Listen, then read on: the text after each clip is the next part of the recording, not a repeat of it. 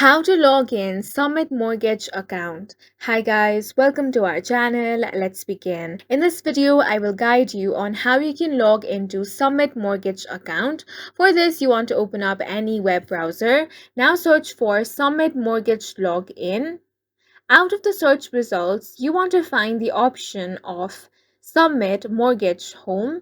Here, instead of clicking on this website, you want to click on the Login option instead. As soon as you click on this option, it will directly take you to the login portal. Here, you want to enter your email address. Once you have entered your email address, on the second box, go ahead and enter your password. Make sure to enter the correct password.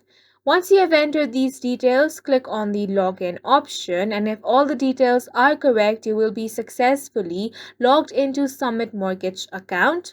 Click on the forgot password option if you have forgotten your password. Then to reset your password, simply enter your email address.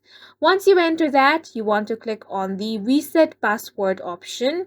Now a link will be sent in the email address you entered. Click on that link and then reset your password.